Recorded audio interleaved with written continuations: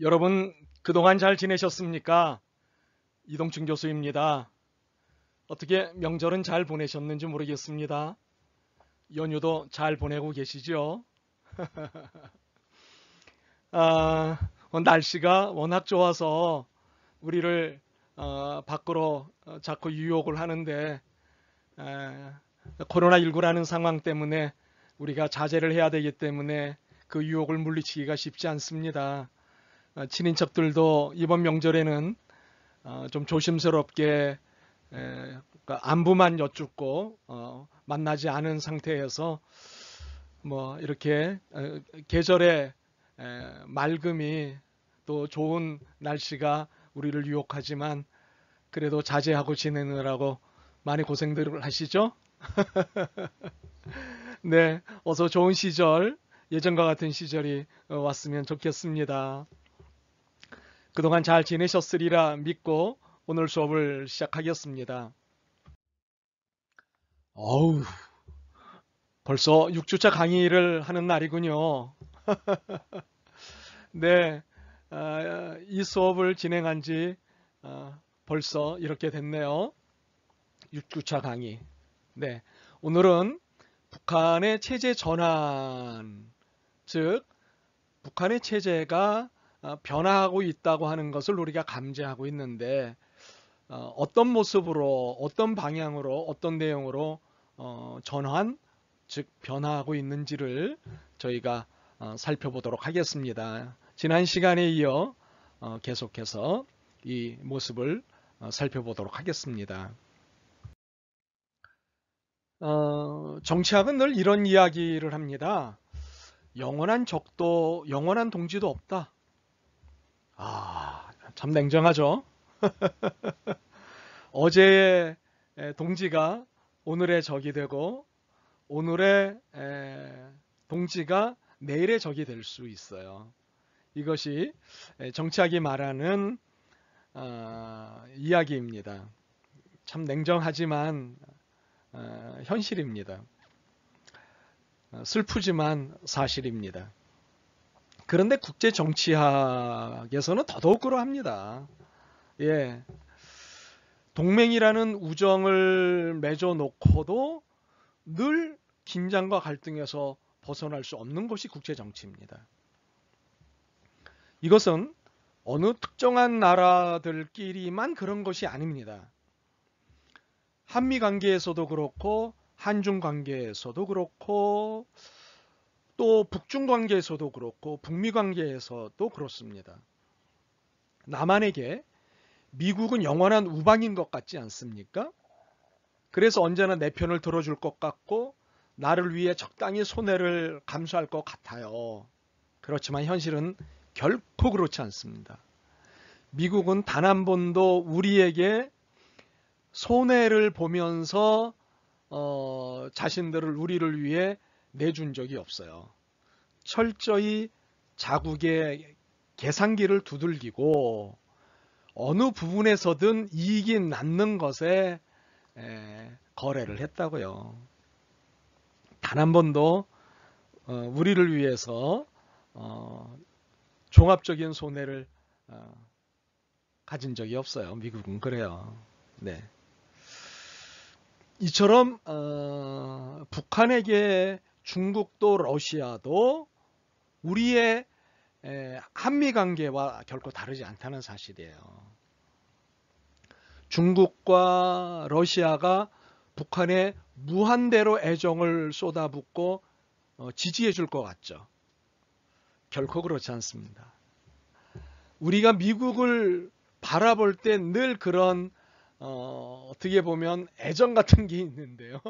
결코 역사 속에서 미국은 단 한 번도 우리에게 우리가 기대하는 것에 애정을 보내준 적이 없습니다. 이와 마찬가지입니다. 북한도. 북한의 중국 관계, 소련의 관계 또 마찬가지입니다. 소련은 러시아라고 하죠. 지금 결국 북한은 자신의 필요에 따라서 그리고 자신의 위기에 따라서 전략적 선택으로서 동맹관계를 새롭게 설정할 수밖에 없다는 거예요. 네. 그러니까는 김일성 시대에서부터 김정은 현재 김정일 현재 김정은 시대에 이르기까지 이것은 마찬가지였고 사실이었다고요.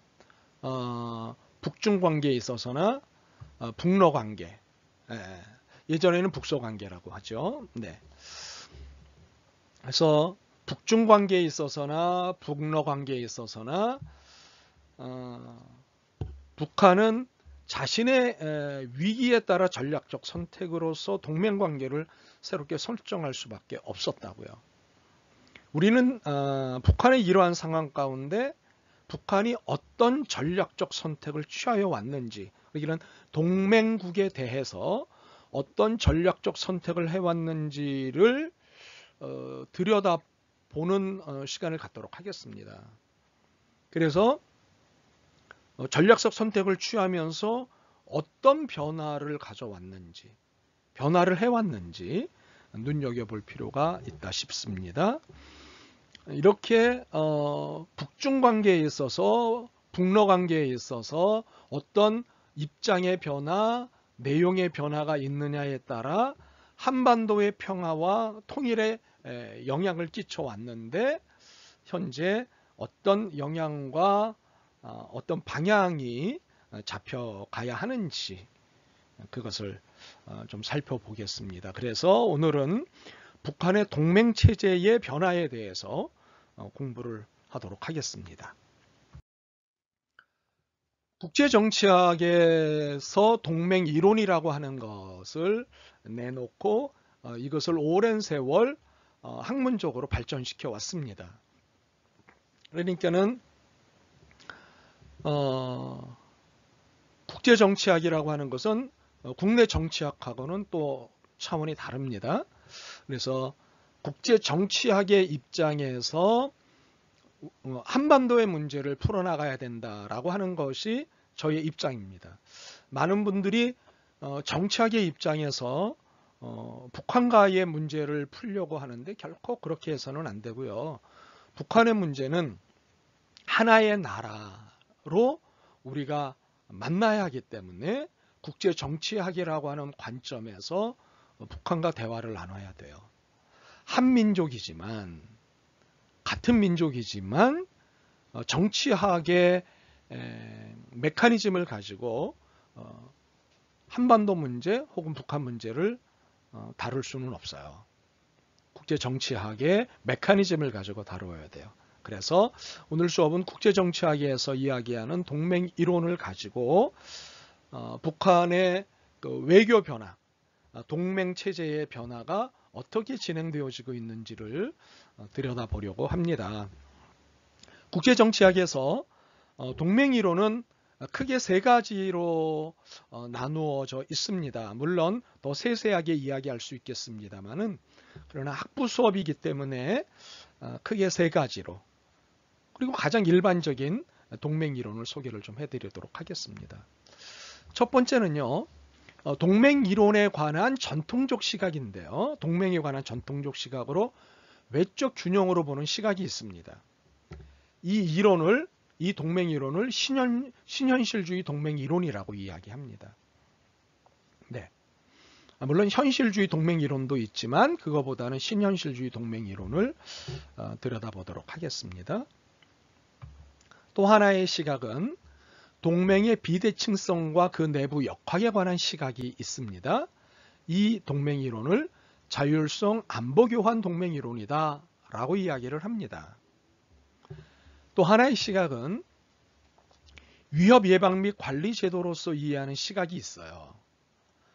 이 시각을 결박 동맹이론이라고 이야기합니다. 결박 동맹이론. 그러니까 신현실주의 동맹이론, 자율성 안보 교환 동맹이론, 결박 동맹이론. 이 세 가지 동맹이론이 국제정치학에서 말하는 일반적이고 대표적인 동맹이론이에요.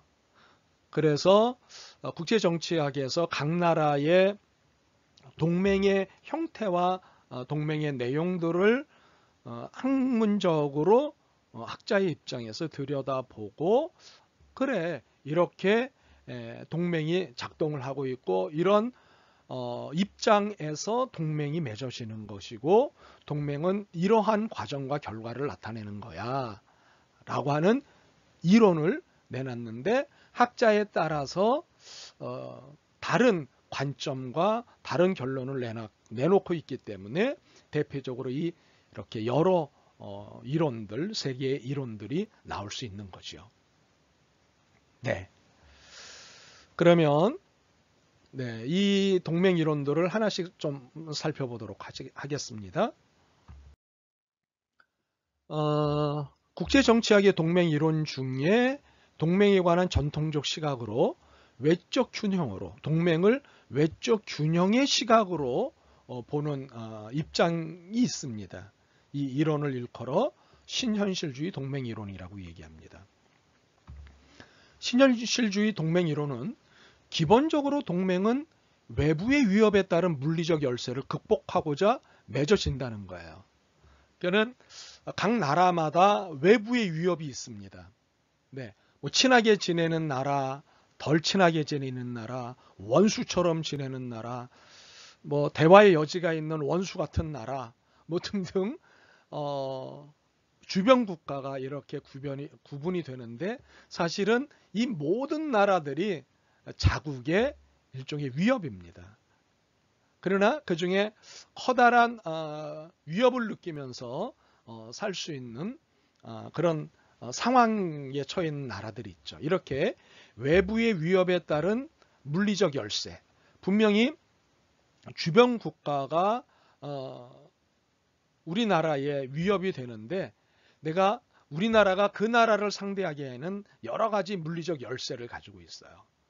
이럴 때 이러한 물리적 열세를 극복하기 위해서 다른 나라와 동맹을 맺는 거예요. 네. 이것의 대표적인 학자가 케네스 월츠인데요. 케네스 월츠는 국제사회의 무정부적 만성불안 상태에서 국가가 행위자로서 취할 수 있는 전략을 크게 균형과 편승의 문제로 압축하였습니다. 국제사회에서 정치는 언제나 무정부적 상태다라고 이야기하는 것이 현실주의, 그러니까 국제정치학의 현실주의자들의 입장이에요. 그러니까는 세계를 통치할 나라가 없는 거예요. 그러니까는 힘센 나라가 세상을 쥐락펴락할 수 있는 것이 국제사회의 모습이고 국제사회에 작동하는 방식이다 라고 이해하는 것이 이제 현실주의자들의 이해인데, 그래서 국제사회는 무정부적 상태다. 그래서 이 무정부적 상태를 안정감 있게 운영하기 위해서는 누군가 또는 어느 나라인가가 반드시 권력, 파워를 가지고 있어야 된다. 그래서 힘의 논리를 주장하는 것이 국제정치학의 현실주의자들의 입장입니다. 그러니까는 신현실주의도 현실주의의 한 맥락 가운데 있는 입장이기 때문에 케네스 월츠가 국제사회 무정부적이라고 하는 표현을 자연스럽게 쓰고 있는 거죠. 그래서 무정부적 상태의 만성불안 상태에서 국가가 행위자로서 취할 수 있는 전략을 크게 균형과 편승의 문제로 압축을 해요. 균형이라고 하는 말은 비교적 힘이 약한 국가들이 힘을 합쳐 강대국에 대항하는 것이에요. 그러니까는 약한 나라들이 막 힘을 뭉쳐서 강한 나라에 대항을 하는 거예요. 이해하시겠죠? 편승은 강대국의 세력권에 편입하는 거예요. 그러니까는 올라타는 거예요. 그 마차에 타는 거예요. 힘센 마차, 잘 굴러가는 마차에 타는 거예요. 그래갖고 나 좀 도와줘. 내가 당신들에게 보탬이 될 수 있는 부분이 있어.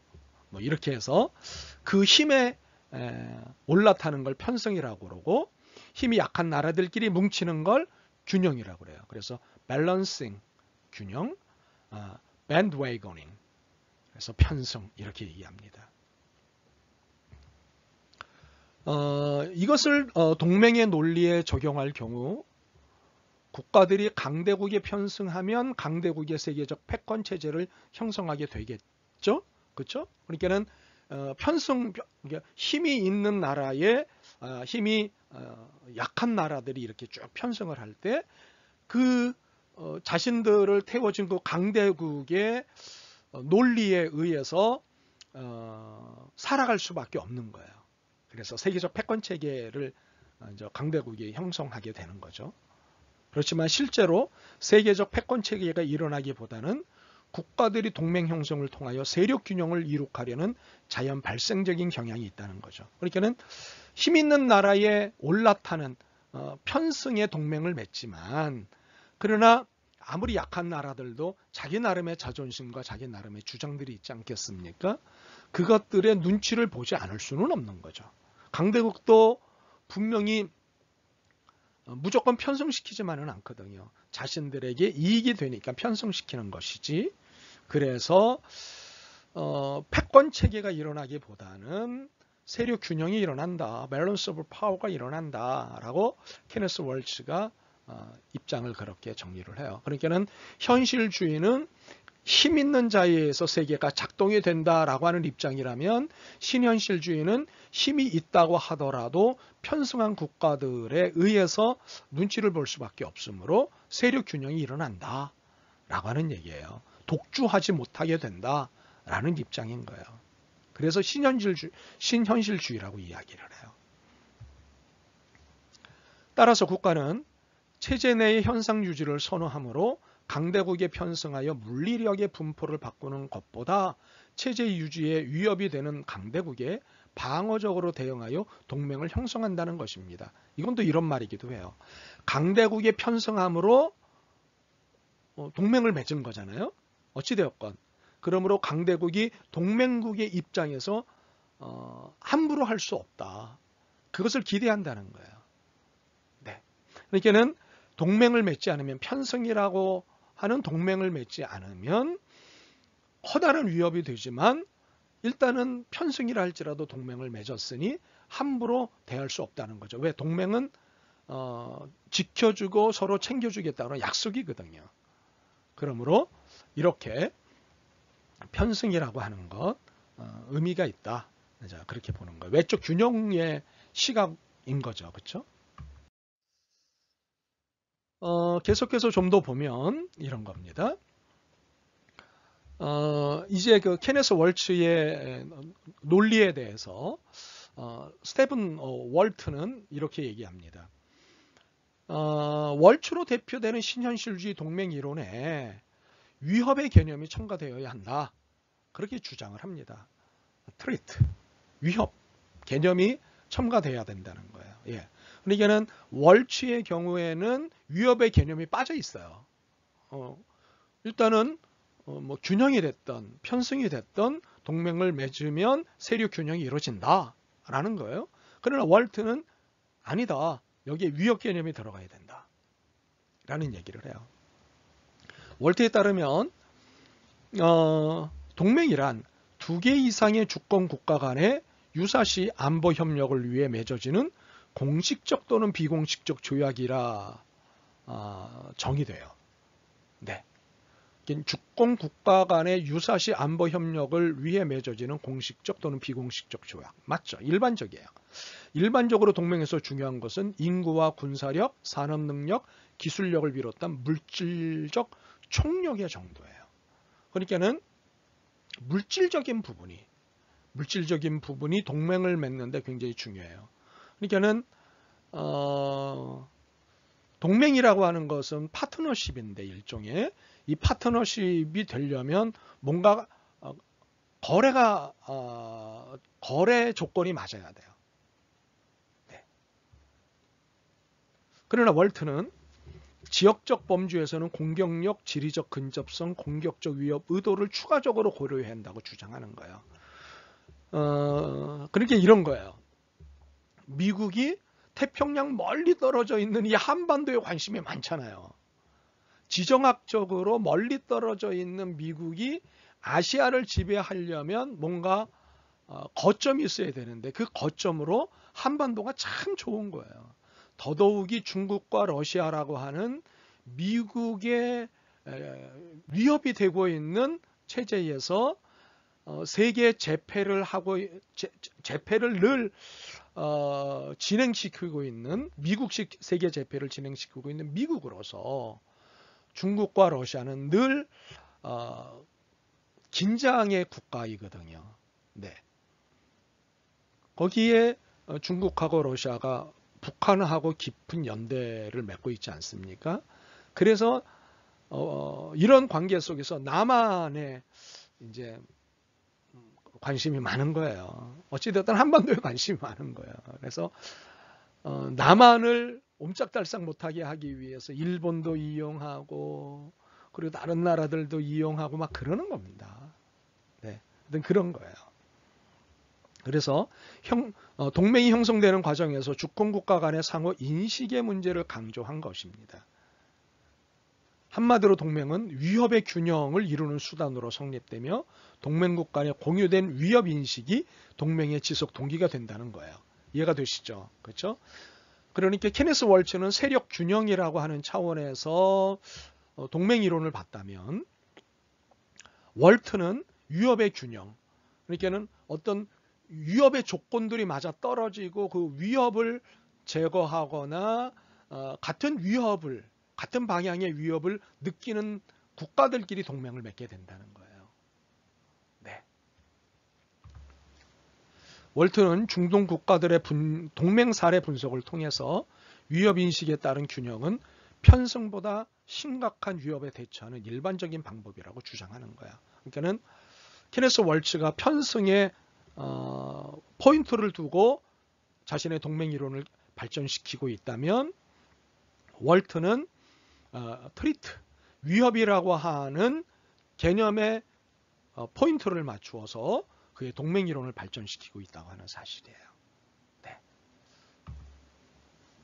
그러나 월트의 주장과는 달리 약소국일수록 국력의 열세로 인해 단기적 위협에 대처하기가 어려워 편승 정책을 선택할 가능성이 있다고 하는 것이 국제정치학 신현실주의 동맹 이론의 주류적 생각이에요. 네. 다시 약소국의 편승 정책을 그 동기에 따라 강대국과 승리의 과실을 나누려는 공격적 편승과 강대국의 유화 정책을 사용하여 패배를 면하려는 방어적 편승으로 구분한다는 것이죠. 그래서 다시 그러니까 월트의 반박에 대해 월츠가 공격적 편승, 그래서 방어적 편승이라고 하는 편승을 또 두 갈래로 나누어서 정리를 하는데 그의 이제 후학들이나 그의 지지하는 다른 이론가들이 이런 작업들을 쭉 하는 거죠. 어찌되었건 월트의 주장도 일견 우리를 이해시키고 월츠의 주장도 우리를 이해시키고 있습니다.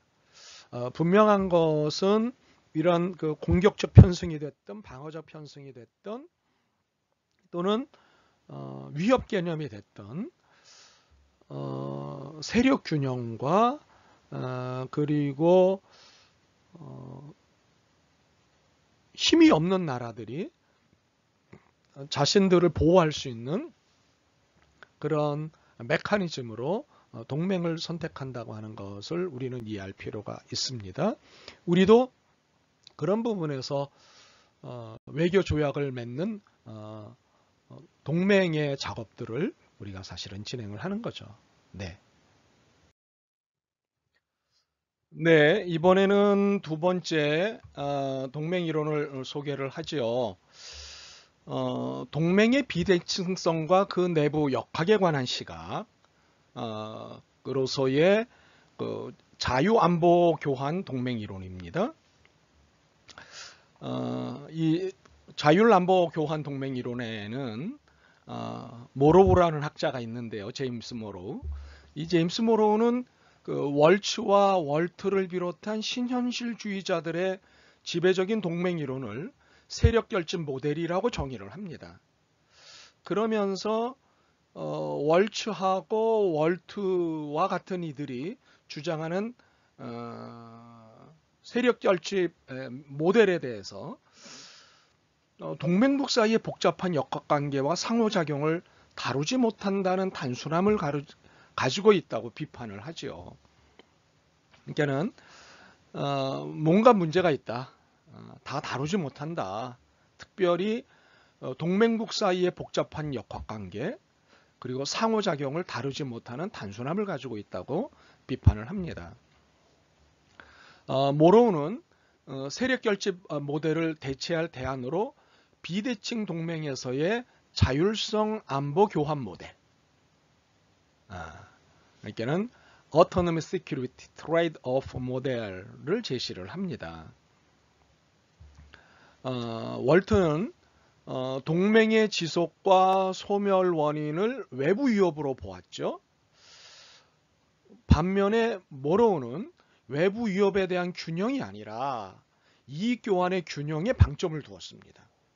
그러니까는 트레이트, 어떤 위협 때문에 발생하는 요인들이 동맹을 맺게 한다 라고 하는 것이 월트의 주장이었다면, 월트를 비판하는 모로우의 주장은 그 이익이 교환되기 때문에 그것으로 동맹이 맺어지고 그것으로 인해서 균형이 잡힌다 라고 하는 얘기인 거예요. 즉 동맹국 상호 간의 이익 교환이 자연스럽게 이어진다면 외부 위협이 소멸하거나 변화하더라도 위협에 대처할 수 있는 능력 그 자체가 신장, 이렇게 확장되고 튼튼해지기 때문에 동맹은 여전히 존속할 수 있다는 거예요. 그럴듯하죠. 네. 계속 좀 더 볼까요? 모로우는 경험적 연구를 토대로 지구상에 존재하는 다수의 동맹은 상대적 강대국과 약소국 사이에 맺어진 비대칭 동맹임을 지적합니다. 그렇죠. 모든 동맹은 대등한 힘의 동맹이기보다는 비대칭 동맹이에요. 대칭 동맹이 아니라 비대칭 동맹이에요. 약한 나라가 강한 나라에 기대고 강한 나라가 약한 나라를 돌보아주는 조건으로 얻는 이익 관계가 형성이 되기 때문에 동맹이 맺어지는데, 이렇게 대부분 맺어지기 때문에 동맹은 비대칭이다 라고 하는 입장인 거예요, 학자들은. 네. 그러니까는 1대1의 파워의 대칭으로 동맹이 맺어지는 것이 아니라 1대10, 뭐 2대5, 뭐 이런 식의 비대칭 동맹이 이루어진다고 하는 거죠. 나아가 비대칭 동맹이 대칭 동맹보다 훨씬 더 보편적이고 지속성 있는 모델임을 모로우는 밝힙니다. 그러니까는 예컨대 대칭 동맹보다 비대칭 동맹이 훨씬 지속성 있는 모델이 된다라고 하는 주장을 해요. 그 이유는 강대국과 약소국은 서로 다른 이익을 교환하여 안정적으로 이익 간의 균형을 이루기 때문이라고 분석하죠. 강대국은 약소국이라고 줄 게 없는 것이 약소국이 강대국에 줄 게 없는 것이 아니라 줄 게 있어요. 예. 강대국은 또 그것이 필요로 해요. 그래서 이런 이해관계가 동맹을 맺게 하는 겁니다. 그것을 모로우가 좀 더 포인트를 두고 지적을 하고 있는 겁니다. 일반적으로 강대국은 약소국에 안보를 제공하는 대신 약소국은 자율성을 희생함으로써 이익의 교환 균형을 맞춘다는 거예요. 이해가 되시나요, 여러분? 그러니까는 강한 나라는 자신들이 갖고 있는 이 파워, 이 시큐리티, 이 안보를 제공하는 거예요. 힘을 제공하는 거예요. 대신 약소국은 자신들이 누릴 수 있는 자율성의 일부를 강대국에게 양도하는 거예요. 그래서 강대국이 약소국을 이래라 저래라 할 수 있도록 여지를 주고, 그 여지를 주는 대신에 안보를 보장받는 거예요. 네. 뭐 이해가 되시죠, 그렇죠? 네. 뭔가 예를 하나 드리려고 했는데, 네. 그러나 동맹국 사이의 교환이 항상 원활한 것은 아니죠. 국제사회에서 국가 간 갈등과 위협은 적만큼이나 동맹 간에도 배신이나 공약 이행의 위반 혹은 반기의 형태로 존재합니다. 이렇게 동맹 이론을 소개하는 이유는 북한이 동맹 관계를 어떻게 이해하고 있고 그것을 이용해서 자신들의 입지를 굳히거나 확장하는지 그것을 들여다보기 위한 거예요. 이번에는 네, 조금 더 하죠. 자율성 안보 교환 동맹 이론을 조금 더 하겠습니다. 여기에 이제 스나이더라고 하는 학자는 이런 얘기를 해요.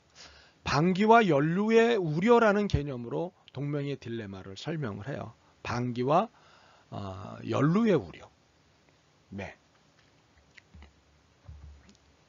그러니까 동맹 상대국의 안보 공약 미이행으로 인해서 심각한 안보에 노출될 수 있는 것을 방기의 위협이라고 이야기합니다.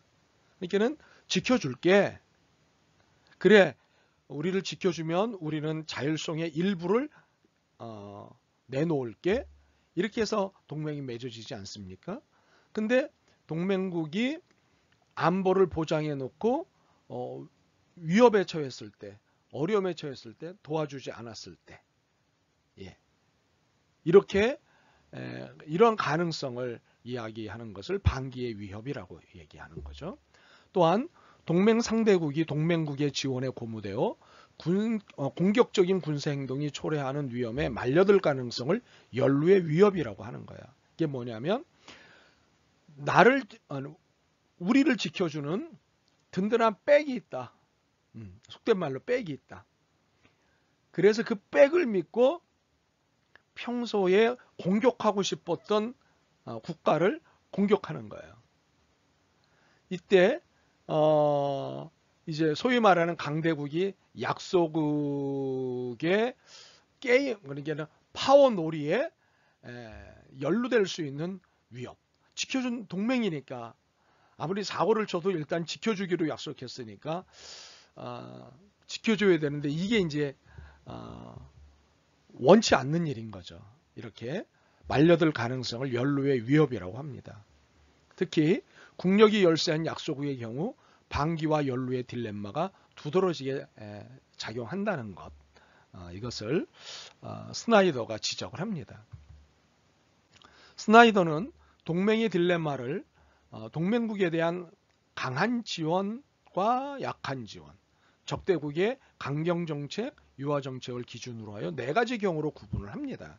네, 강한 강경, 강한 유화, 약한 강경, 약한 유화, 이렇게.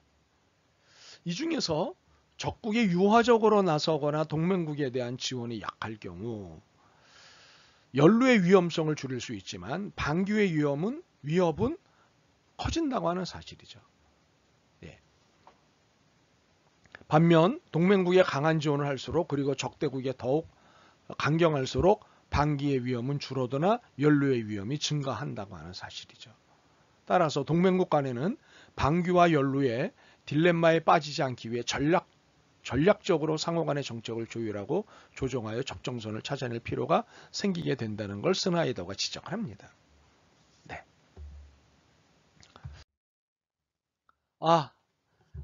출첵 시간이군요. 국제정치학에서의 동맹이론 세 가지를 적어 보십시오. 네. 적어서 제게 보내주십시오. 네. 자, 이번에 세 번째 이론을 소개하죠. 위협 예방 및 관리 제도로서 이해하는 시각인데요. 결박 동맹 이론이라고 합니다. 월츠와 월트의 균형 동맹 이론은 이미 존재하는 위협 혹은 물리력의 불균등한 분포에 대한 사후적 대응이라는 측면에서 이해가 됩니다. 이들의 지적과 같이 동맹은 적국에 대항하기 위해 위협인식을 공유하는 제3국과 주로 맺어지는 것이 일반적이에요.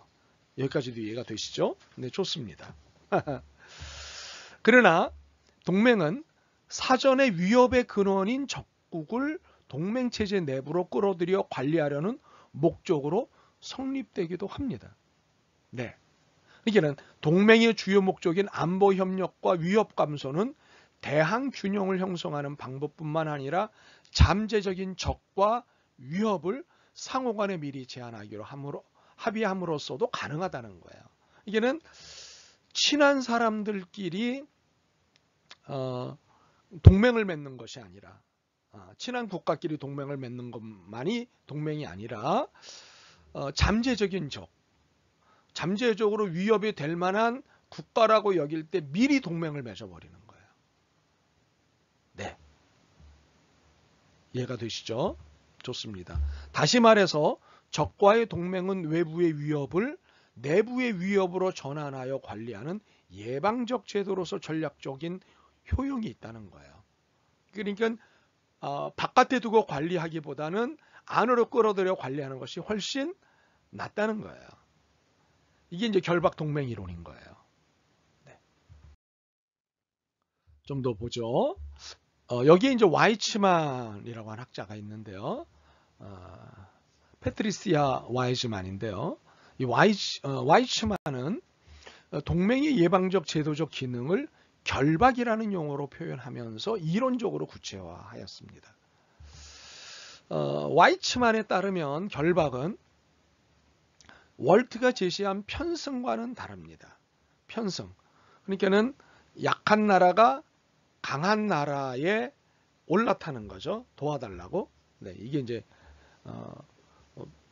편승이라는 동맹인 거죠. 그러니까는 월트가 제시한 편승이라고 하는 동맹과 다른 결박이라는 개념을 와이츠만이 이야기합니다. 우선 동맹 형성의 동기는 적대국을 선제적으로 관리하고자 함이지 적대국의 힘에 압도되거나 굴복하여 유화 정책의 일원으로서 편승하는 것이 아니라는 거죠. 또한 동맹을 통해 결박하려는 위협은 어느 한 국가로부터 발생되는 일방적이거나 비대칭적인 위협이 아니라 국력이 엇비슷한 국가들이 서로에게 인식하는 상호적인 위협이라는 점에서 그 차이가 있다고 하는 거예요. 네. 뿐만 아니라 이 동맹은 국가들이 결박 전략을 통해 적과 안보 공약에 합의함으로써 안보 불안을 해소하는 기본적인 기능 외에도 동맹국 간의 소통과 그 과정의 투명성을 높여 상대국의 향후 행보에 관한 예측 가능성을 증진시킨다는 거예요. 또한 최소한 전쟁 및 충돌 가능성을 낮출 수 있으며 협력으로서의 발전적 전환도 기대해 볼 수 있다는 점이 강조가 되는 겁니다. 이렇게 해서 세 개의 동맹 이론을 여러분들한테 소개를 해드렸습니다. 어떻습니까? 신현실주의 동맹 이론, 그리고 자율성 안보 교환 동맹 이론, 그리고 결박 동맹 이론. 이 세 개의 동맹 이론 중에 북한은 중국과 소련, 더 나아가 미국과 한국 이 동맹 이론이라고 하는 차원에서 볼 때 어떤 식의 동맹 이론이 북한의 현재 보여주는 입장이고 태도일까요? 여러분이 한번 생각해 보시죠. 그러면 오늘 수업에서 저희가 이제 중요하게 다루고자 하는 것은 북한이 소련과의 관계에 있어서 어떤 태도를 취했는지, 그동안에 소련은 북한에 대해서 어떤 태도를 취했고 북한은 소련에 대해서 어떤 태도를 취했고, 그리고 어떤 변화의 과정을 지금까지 거쳐왔는지 그것을 살펴보자고 수업을 진행하겠습니다. 네, 그러면 네, 중국과의 관계를 먼저 살펴봐야겠죠? 네네. 제가 지금 잠깐 원고를 찾고 있었습니다. 네. 그러면 북중 동맹의 역사를 좀 살펴보도록 하죠. 네. 북중 동맹은 냉전 시대의 개막을 알린 한국 전쟁의 결과물로 1961년 7월 17일에 체결되었습니다. 네. 이거는 한국 전쟁에서 중국이 북한을 도와서 엄청난 인원을 전쟁에 투입을 했죠. 그렇죠? 네. 이제 한국 전쟁 역사가들은 결국 이제 중국에서 많은 인원을 동원한 것이 한국 전쟁의 어떤 결론을 내는데 엄청난 영향을 미쳤다라고 이야기를 하죠. 과연 그것이 다 맞는 얘기인가? 라고 하는 질문은 필요합니다. 전통적으로 북한과 중국은 국공내전 시기부터 플로레타리아 국제주의에 입각한 당대당으로서의 이념적 동지였어요. 그러니까 이제 이게 여기서 이제 프롤레타리아 국제주의라고 하는 말이 여러분들한테 좀 어려우실 텐데 이런 얘기입니다. 프롤레타리아 국제주의라고도 얘기하고 국제사회주의라고도 얘기합니다. 이것은 자본주의가 국제적인 시스템이기 때문에 계급 투쟁에서 패배하는 경우 세계 노동자들로 국제적인 단체를 만들어서 국제적인 자본주의에 대항해야 한다는 사회주의의 형태예요. 그러니까 마르크스주의에서 시작된 이야기지만 그러나 특별히 마르크스주의 분파의 하나인 트로츠키주의자들이 중요시하는 이념이기도 합니다. 네, 그러니까는 자본주의가 국제적 시스템화에서 돌아가는데 만약에 프롤레타리아 그러니까는 노동자 계급하고 부르주아 자본가 계급이 이제 맞붙었을 때 노동자 계급 프롤레타리아가 패배했을 경우에 국제적인 자본주의에 대항할 수 있는 것은 세계 노동자들이 국제적인 단체를 만들 때 가능하다라고 하는 얘기예요. 그래서 사회주의 국가들은 모두가 무라더 개념을 가지고 있었습니다. 형제 개념을 가지고 있고 그래서 서로의 필요를 전적으로 지원하고 도와주고 서로 이동도 자유롭게 그렇게 입장 정리를 했습니다. 네, 이 부분에 대해서는 좀 더 긴 설명이 필요해서 이 정도까지 설명을 좀 드리겠습니다. 이게는 프롤레타리아 국제주의라고 하는 것은 사회주의를 표방하는 모든 나라들은 무라더 개념이다 라고 하는 거 여러분께서 기억하셨으면 좋겠습니다. 동시에 북중동맹은 한국전쟁의 경험 및 주한미군으로 대표되는 미국에 대한 위협인식을 공유하고 있으며 1991년 소련의 붕괴로 말미암은 탈냉전 시대의 흐름에도 불구하고 2020년 현재까지도 여전히 존속하고 있는 주권국가 간의 현실적 동맹입니다. 네. 중국도 미국으로부터 계속해서 견제를 받고 있지 않습니까? 북한은 북핵을 그러니까는 ICBM 대륙간 탄도미사일 즉 미국 본토까지 날아가는 핵무기를 개발하기 전까지는 미국으로부터 그렇게 주목받는 나라는 아니었어요. 네. 그러니까는 아시아의 교두보로서 한반도가 관심이 있었던 거지 북한은 뭐 무스개역이었던 거죠. 그러다가 ICBM 대륙간 탄도 미사일이 개발 성공했다고 하는 것을 이제 인정을 하고 나서는 미국이 북한에 대해서 급격한 관심을 사실은 보이고 있는 것이죠. 네. 이렇게 미국으로부터 위협인식을 갖고 있는 중국과 북한이 각각 이 인식을 공유하게 되었다고 하는 사실이죠.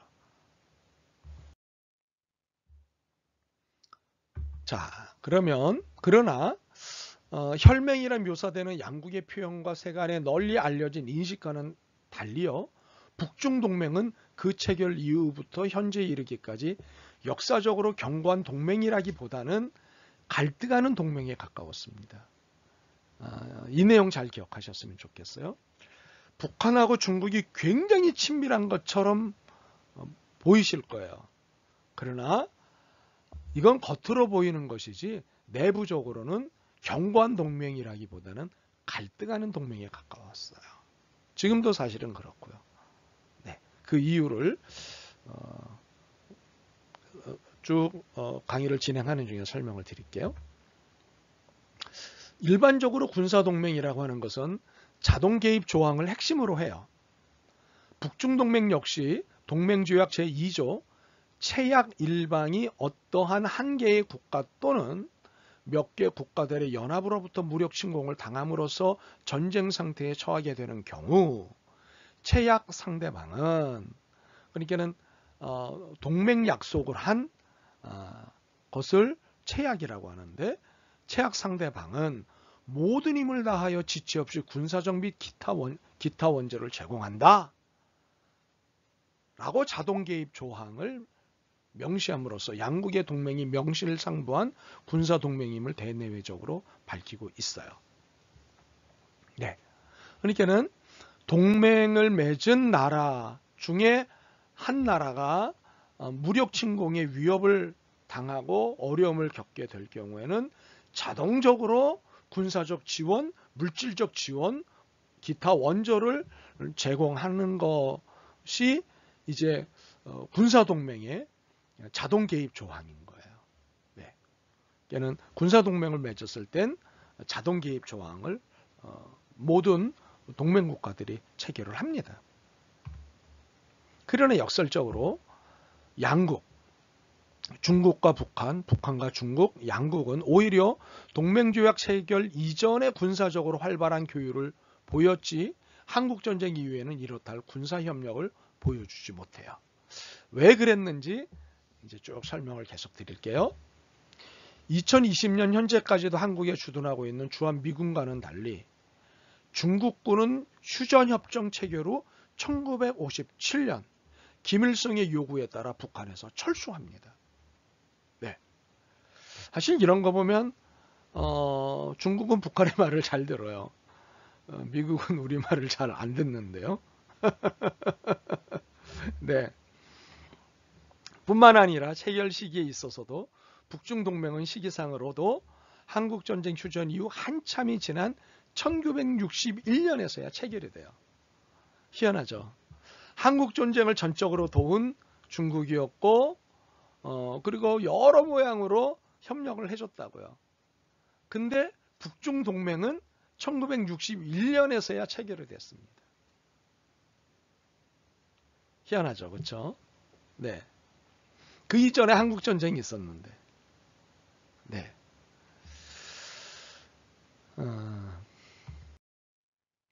계속해서 보겠습니다. 이 양국은 대내적으로 혈맹 관계를 과시하는 듯한 행보를 보였지만 동시에 내부적으로 적대국 못지않게 반목하였어요.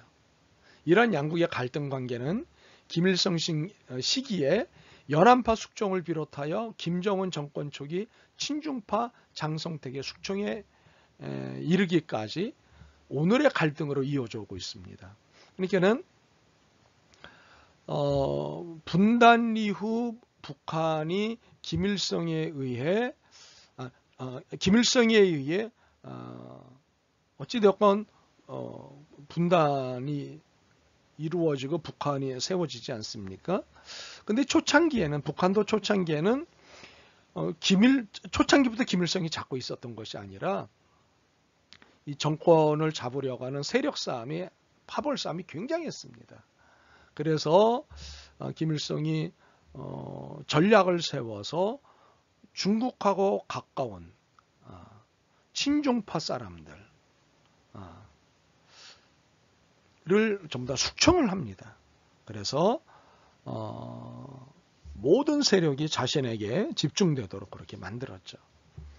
이렇게 중국하고 친하게 지내야 한다, 외교적으로든 국가적으로든 이라고 주장하는 사람들을 대거 숙청했으니 중국에서 좋게 볼 리가 없죠.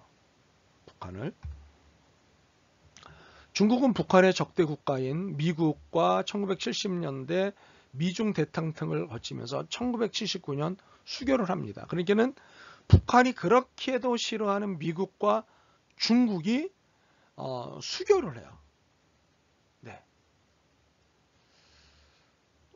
뭐 화해 프로그램에 서로 동의를 하는 거죠. 그리고 소비에트 블록 해체 직후인, 그러니까는 소련이 본인 나라 주변에 있는 수많은 나라들과 연합을 하지 않습니까?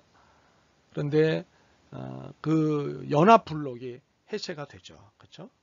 그리고 1992년에 중국이 한국하고 수교를 합니다. 네. 그래서 두 개의 한반도 정책을 중국이 추진합니다. 투 코리아. 예. 두 개의 한국, 뭐 두 개의 한반도 정책을 추진하죠. 네. 그러니까 이러한 분위기에서 북한이 중국을 비판을 하는 거예요. 네.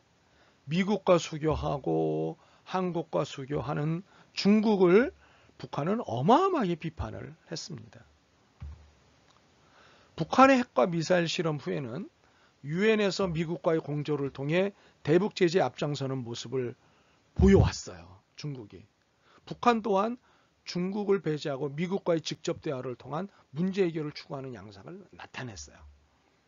그러니까 중국만 꽉 붙잡는 것이 아니라 중국을 배제하고 미국과 손을 잡거나 중국을 염두에 두면서도 미국과 손을 잡는, 네, 이런 양상을 북한이 보였던 거죠. 이렇듯 알려진 것과는 달리 대내외적으로 양국은 혈맹을 칭하면서도 동맹국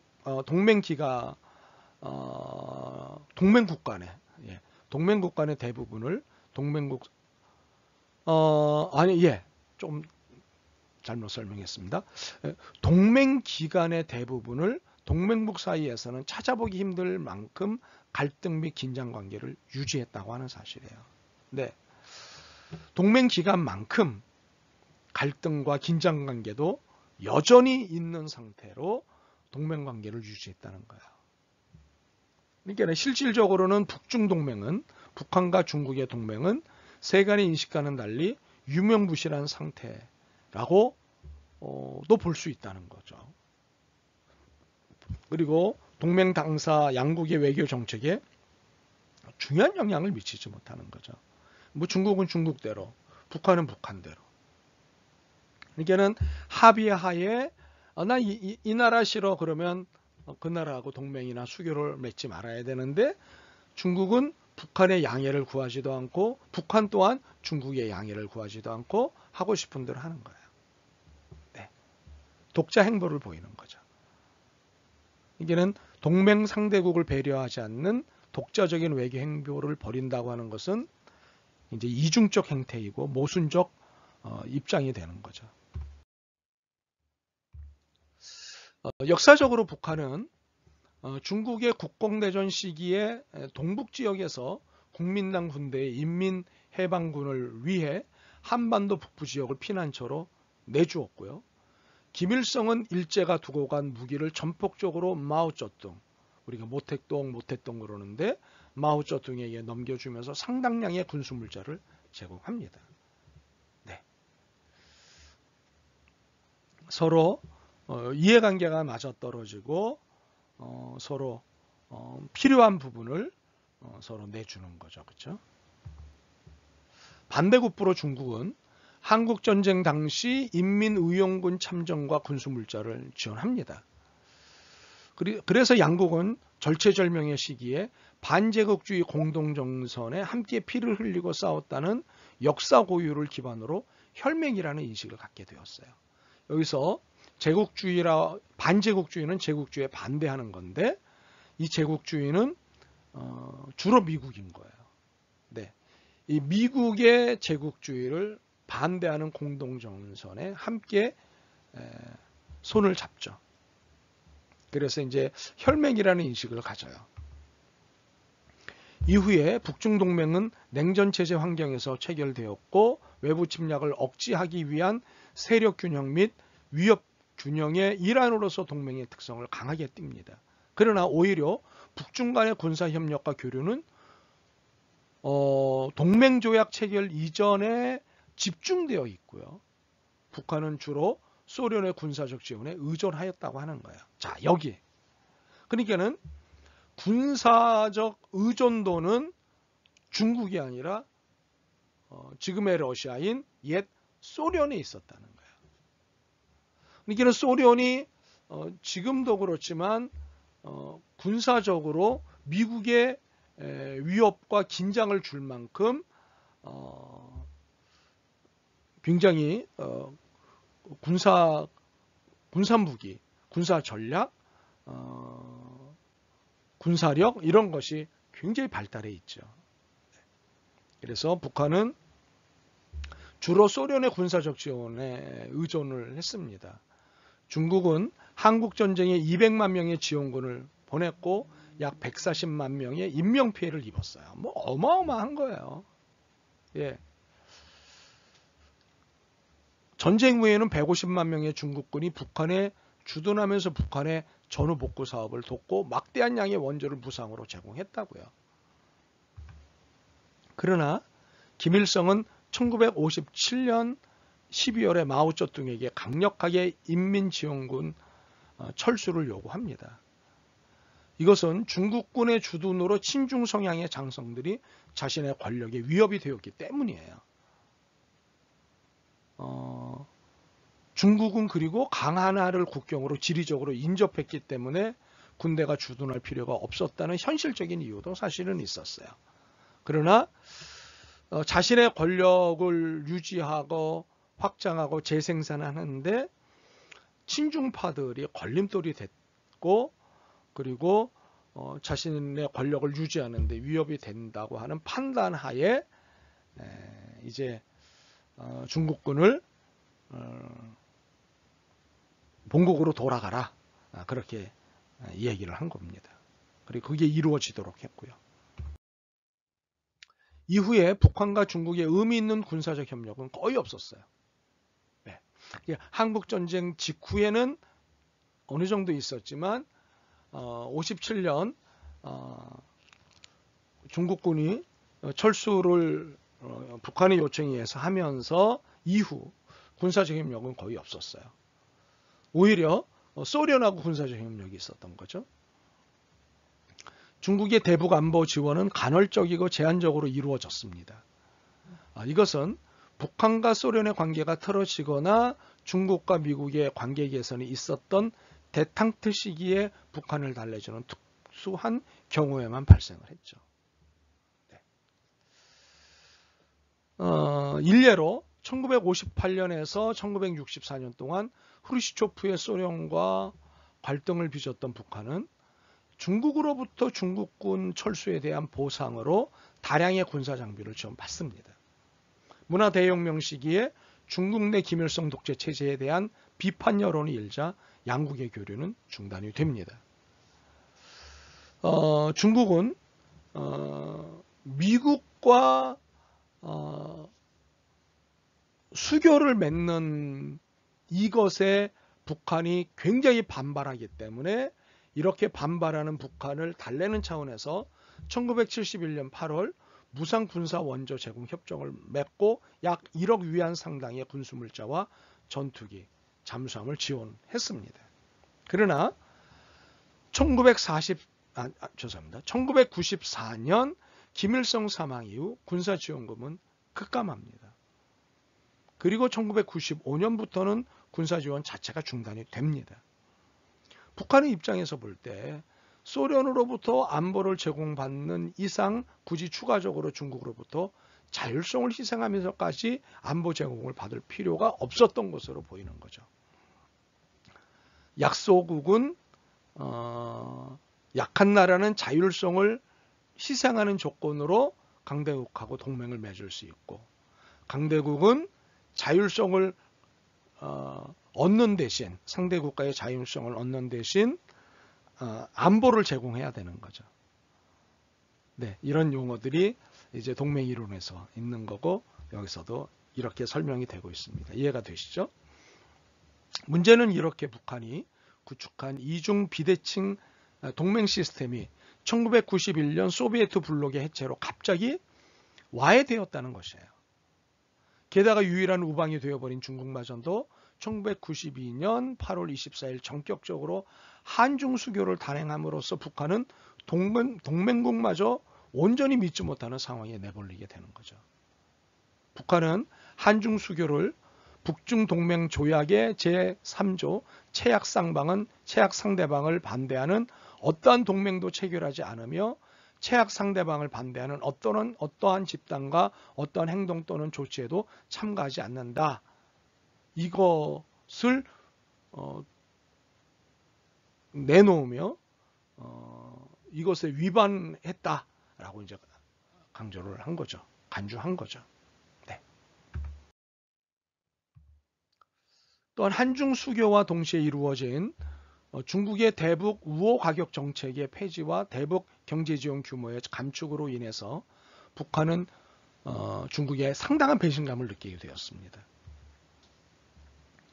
중국은 한국과의 경제 교류를 점차적으로 강화하면서 한국을 경제 성장에 필요한 파트너로 대접하기 시작했어요.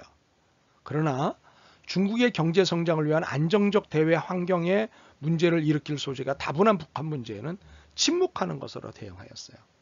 그러니까는 자신들의 이익에 따라 동맹 상대 국가를 대하는 거예요. 네, 이게 국제 정치의 현실이에요. 영원한 우정, 영원한 적, 영원한이라는 건 없어요. 국제사회에서는요. 네. 이것은 불필요한 외교적 마찰을 줄여 국내 경제 성장을 꾀하는 도강양회 기조의 연장선상에서 중국의 대북 정책도 놓여 있음을 뜻하는 것으로 우리가 판단하게 됩니다. 네.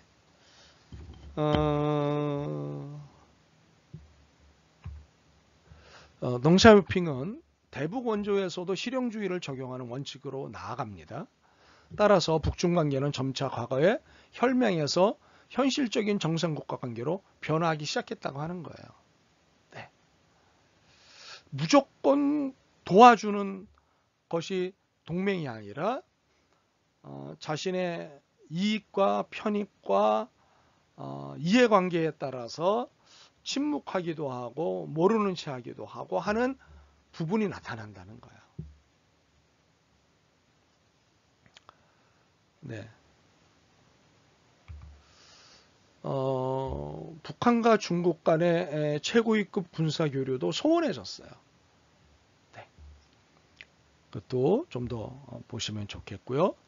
이른바 중국의 두 개의 한국 정책은 북한이 대내적으로 천명하는 하나의 조선 정책과 정면으로 대치되는 것이라고 볼 수 있는 거죠.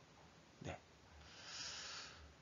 이러한 입장은 중국의 한중 수교를 통한 경제적 효용의 발전에 맞물려 북중 동맹의 군사적 성격의 약화를 단적으로 보여주는 것이라고 할 수 있습니다.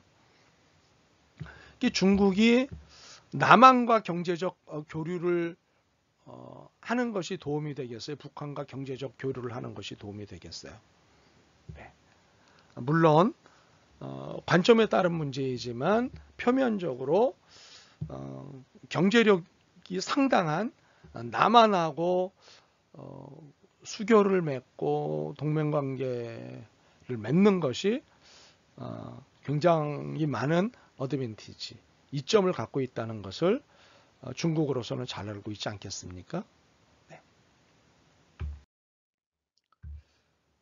그래서 1987년에 대한항공 폭파 사건이 있었는데 이때 북한은 테러 지원국으로 지정이 됩니다. 그리고 국제사회에서 고립을 당하게 되고 한미 동맹의 억지력에 직면하게 됩니다. 특히 당시 주한미군이 보유한 전술핵은 북한에게 심각한 위협이 아닐 수가 없었어요. 네. 지금은 그렇지 않지만 이 당시만 하더라도 주한미군에 의해서 핵이 들어와 있었습니다. 핵무기가 들어와 있었습니다. 이 남한에도. 또한 북한은 한국 노태우 정부의 공세적인 북방 외교에 한층 더 심화된 고립감을 느끼게 되었습니다. 그러니까 노태우 정부 이전에는 공산주의 국가와 외교를 맺지 않았습니다. 그러나 노태우 정부 들어와서 공산주의 국가들, 사회주의 국가들과도 외교를 맺는 정책의 전환이 생겼고, 그래서 소위 말하는 북방 외교가 노태우 정부에서 시작이 됩니다. 네, 분단 이후. 네. 이렇게 공세적인 북방 외교에 북한이 긴장하지 않을 수가 없었어요.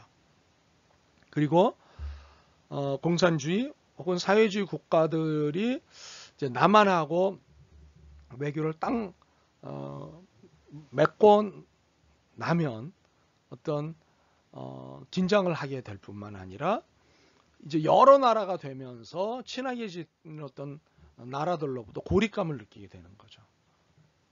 여기에 중국은 북한에 대한 군사 지원을 계속적으로 줄여왔고요.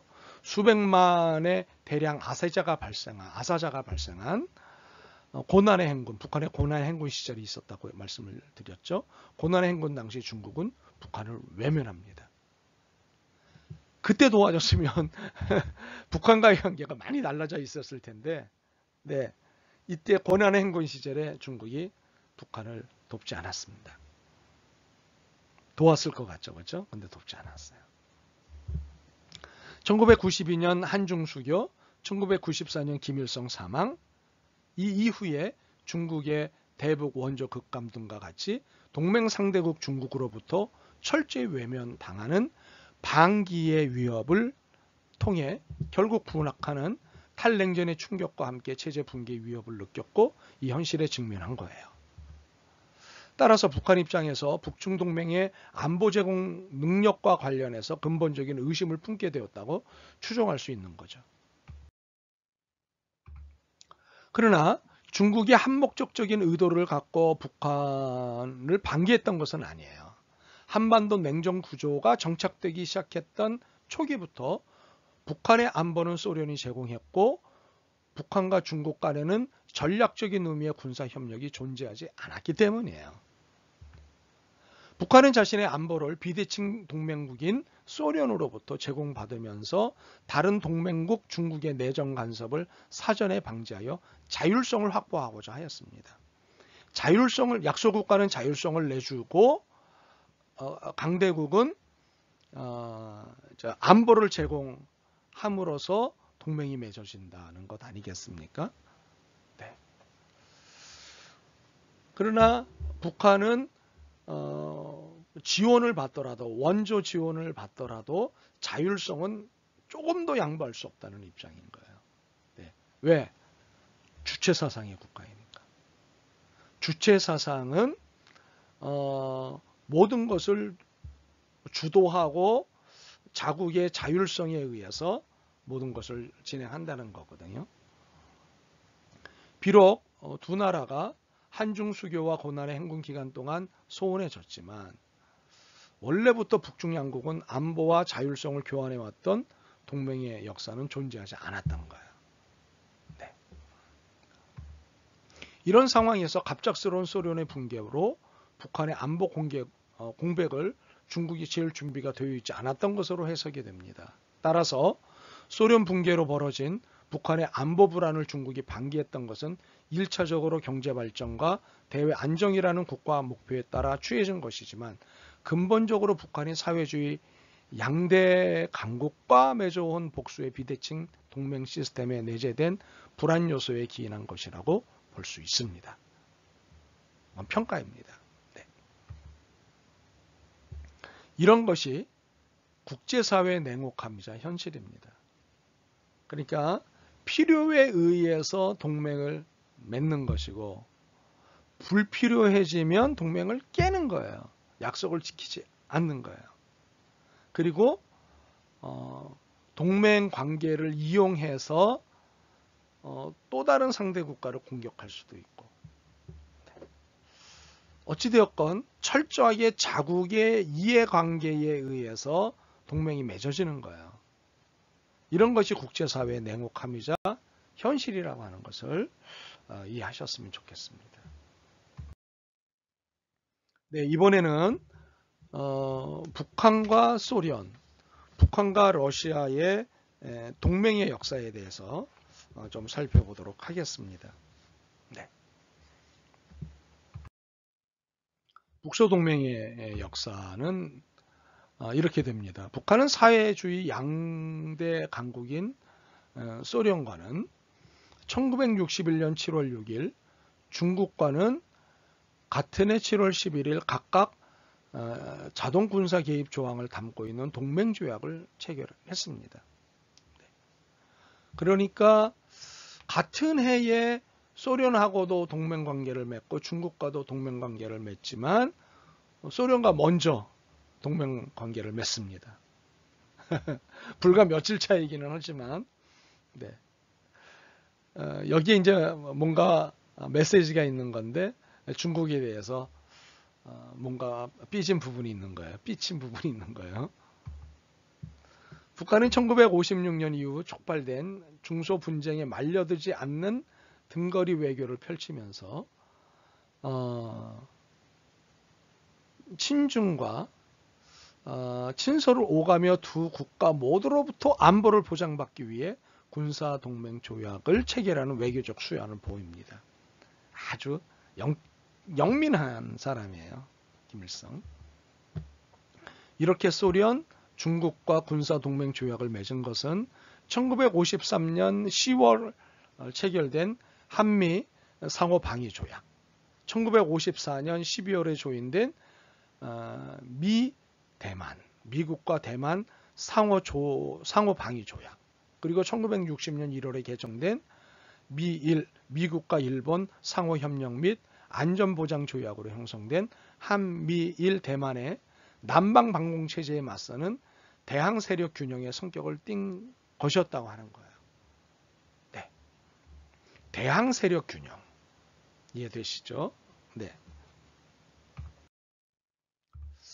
그러나 북한은 소련과 중국 두 사회주의 강국과 모두 자동 군사 개입 조항이 있는 비대칭 동맹을 맺었음에도 다분히 소련의 편향적인 경향을 보였습니다. 이유는 무엇보다 김일성이 소련에 의해서 발탁이 됐고 그리고 소련에 가서 지도도 받고 또 북한에 있을 때 끊임없이 소련의 지도와 자문을 얻었던 거죠. 그래서 처음부터 김일성은 친소인사였다고 하는 점이에요. 이러한 관계에 의해 북한 정권 자체가 소비에트식 이념과 정책에 따라 수립되었고요. 북한을 비롯한 사회주의권의 무기체계가 모두 사회주의 종주국인 소련식 표준을 따르고 있다고 하는 것. 이렇게 따르고 있기 때문에 친중보다는 친소 또는 친러가 되는 거예요. 북한은 소련과의 동맹조약 체결 이전 건국과 건국 시기부터 소련으로부터 막대한 군사 지원을 받아왔고요. 한국 전쟁을 위한 남침을 준비하면서 소련의 군사 고문 및 교관들에게 지도를 받았다는 거예요. 따라서 북한의 입장에서는 소련과 중국 양국과 동맹조약을 체결하였더라도 현실적으로 소련에 기울어진 외교 군사 정책을 취할 수밖에 없었던 거죠. 네. 어이쿠. 두 번째 출석 체크 시간이군요. 북한이 중국하고 소련하고 각각 동맹관계를 맺었습니다. 각각 동맹관계를 맺은 연도, 년, 월, 일 제가 설명드렸습니다.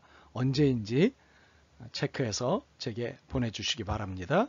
북한이 중국과 소련하고 각각 동맹관계를 맺었습니다. 그때가 언제인지 출첵 퀴즈로 보내주시기 바랍니다.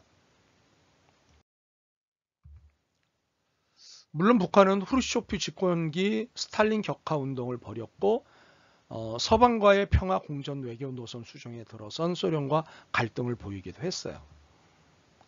네. 특히 소련의 내정 간섭에 크게 반발하면서 소련의 군사 고문단의 철수를 요구하기도 하였고 중소분쟁에서 중국을 지지하여 중국의 군사적 지원을 이끌어내기도 했어요. 그러나 중국 역시 소련으로부터 군사 기술의 대부분을 의지하고 있었고요. 최신 군사 무기와 기술을 지원받으려면 소련과의 관계를 유지해야 했어요. 북한은 중소 분쟁 기간에 독자적인 자력방위 노선을 천명하기도 했고요. 그러나 중국보다는 이념적으로 지지를 보낸 소련으로부터 계속하여 대부분의 군사 지원을 받았다고 하는 거예요. 네, 이 부분은 좀 읽어주시면 좋겠고요. 정리를 해주실 수 있다고 생각합니다.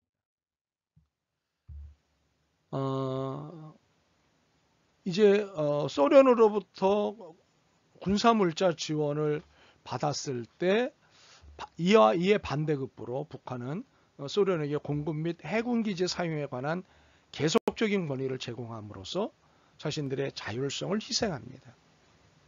네.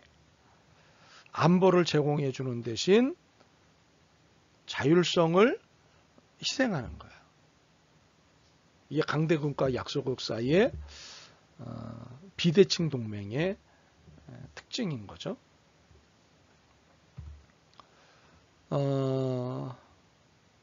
그래서 1985년 이후 소련의 해군은 청진, 낮은 운기 원산에 이르는 거의 모든 북한의 항구에 자유로이 기항할 수 있었으며 북한과 소련은 86년 합동해상 군사훈련을 벌이는 등 양국 간의 군사협력은 최고조에 달했어요. 이 당시에. 네, 이 부분 이제 설명을 드린 거니까 여러분 이해하시면 좋겠고요. 그래서 북한은 양국의 갈등에 깊숙이 연루되지 않고 양국의 원조 경쟁을 부추김으로써 오히려 역이용당하는 유연한 전략을 구사하였다고 하는 사실이에요. 그러나 안보 문제에 관해서는 소련에 편향적으로 의존함으로써 스스로 천명한 주체사상과 자력방위 노선과는 어긋나면서 자율성을 희생한 부분도 있다는 거예요. 네. 자율성을 내주지 않으려고 애를 쓰지만 그러나 불가피한 상황도 있는 거예요. 설명을 드리려고 하는데요. 이게 뭘까요? 아하.